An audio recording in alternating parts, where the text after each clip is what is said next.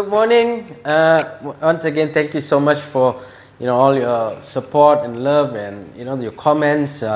It's been wonderful. Right now we're just looking forward to the next 10,000 people that we can help.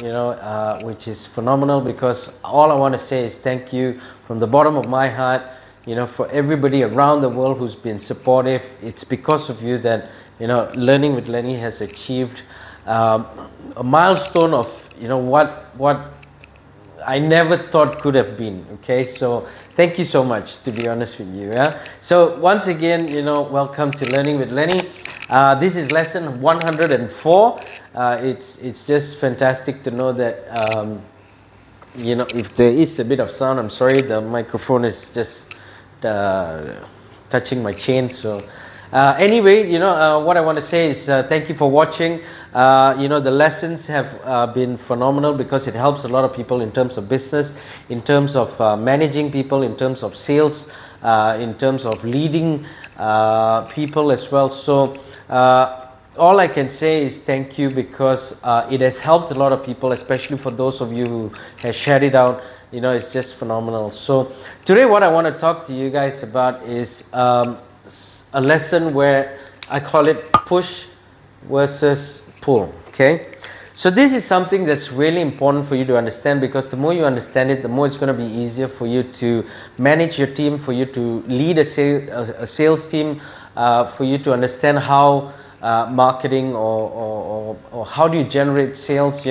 So that's really important for you guys. Yeah, so the topic is push versus pull. Okay, so what I want to talk to you about is, the first thing is a push attitude. So if you have a push attitude, well, probably after watching this video you might want to change it a bit, because what a push attitude means is it's actually an average attitude. It means that a person who is willing to do something but not willing to go the full way to achieve it. Okay, so that's going to be difficult for you, because of the fact that when you have an average attitude, it means you're not giving your full. And when you don't give your full, the people that you lead, the people that watch you, the people that look up to you would actually start thinking differently. The reason is because they want a leader, they want someone who is successful, they want somebody who wants to be successful, they want somebody who will go the extra mile.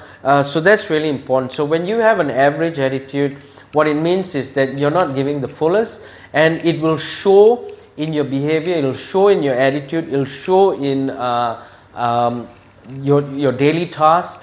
And that's what people see. When people see those kind of things, that's when you will have a drop fall in the amount of people who walk through the door to come and work with you.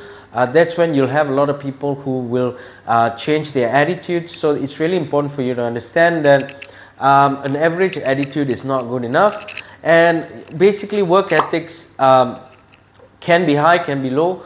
So that's the important thing for you to understand is, when I put it in general, work ethics, what it means is, when you have a push attitude, your work ethics can either be good or be low, but it's never going to be high. Okay, so that's really important for you to understand that work ethics is really important for me. Work ethics is really important for all those who are successful, because the more you put in a lot of your work ethics, the more it's going to show in your progress, the more it's going to show in your how you move forward within your company, or how you make your company move forward as well. Okay, so that's really important. So what I just want to explain to you, when you have a push attitude, what it means is, when you have to push, you become tired. Okay, so if you're always trying to push people, if you're always trying to push yourself, if you're always trying to get to the next level but you're not putting enough effort, it's never going to work out. Okay, so always remember, if you want to be successful, this might not be the way you want to go. Okay, the next thing I want to talk to you about is a pull attitude. Okay, so what a pull attitude means, okay, it means that you have a great attitude. So this is the total opposite of what I mentioned just now. Okay, so what is a great attitude? A great attitude is a person who puts in 100% effort. In fact, you put in 110% effort. You make things work. You look at the negatives and you look at what kind of solutions you have to turn it into a positive. Your attitude is always top form, where you're able to make the worst thing possible into the best thing that can be there. Okay, so that's what a great attitude is all about. It means that when people look at you, they want to be with you, they want to be you, they want to follow you, they want to learn from you, they want to cling on to you, because they want to absorb your energy, which is so positive, and that's what they want to do. They want to go to the next level. So that's really important for you to understand. Okay. And what a pull attitude means, it means that you follow a system. Now, when you know what to do, right, you normally have a system on how you do it, right? So it's really important when you follow a system and that system works, don't change the system, because the system is going to help you to teach people, to train people, to show people. And that's what's important, because when you have a system, you get to tell that person that, hey, you know what? You don't need to do rocket science. You just need to understand how this works. You just need to follow this system. And when you do it, what happens is, it's going to work. It's going to go to the next level. You're going to be able to promote yourself. You're going to be able to do a lot of sales. Because why? You're following a proper procedure, a proper system, where it shows you that if you do A and B, you'll definitely get C. But if you are trying to create C by doing D and E, it's not going to work. Okay, so always remember that you got to follow the system. Okay, so what it means here is, when you have an adrenaline rush, you attract people to follow you.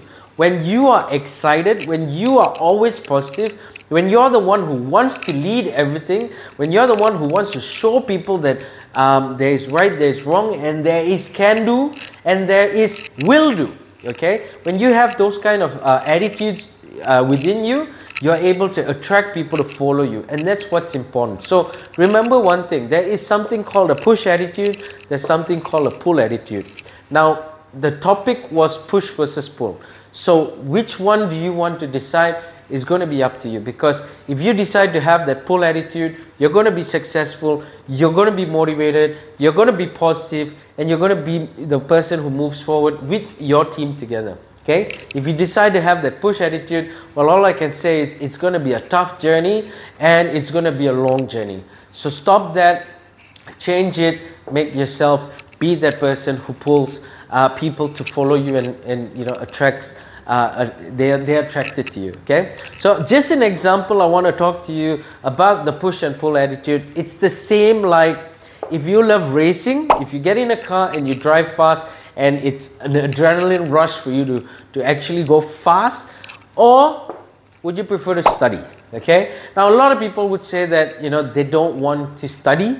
The reason is because you need a lot of information going in your brain, but it's always good to study, it's always good to learn, it's always good to absorb. Okay, but what I'm trying to say here is, racing gives you the adrenaline rush. You go and watch F1, you see those cars fly by, all you do is just 1 second, they passes by, but you feel like, wow, what was that? I wish I can be in that car, right? So it's the same thing. If you love racing versus studying, you're going to choose a lot more on the racing part of it. Okay, but what I'm trying to say is, the pull attitude is like racing. When you have that adrenaline rush, it's going to help you a lot more. Okay, so I hope this makes sense. I hope it helps you out. If it does, like, share, comment, and subscribe. Okay, 2 tips I want to leave you guys with is, be resourceful. Always make sure you're learning, always make sure you are able to handle things at any point of time, because the more resourceful you are, the more you're going to find solutions towards whatever negativity you have, whatever hurdles are in front of you. You're going to be able to jump over and leap over and move forward. Okay, second thing is, do more with less. Just because you have a pen and a mic does not mean you can't create content. Just because you have a book and a pen does not mean you can't create ideas. Okay, so always remember, you know, do more with less. Always look at solutions, never look at problems. Always look at how you can solve problems rather than being part of the negative. Okay, so make sure you're part of that journey of success. Okay, so once again, if you like this, if you think it makes sense to you, or if you don't, make sure to share it. because there are a lot of people out there who could actually get this help, who could actually make a difference when they actually have somebody motivating them, showing them, teaching them, training them. Okay, so once again, like, share, comment, and make sure to subscribe, because I love to keep going on because of you. All right, so once again, thank you so much, and I'll see you in the next lesson.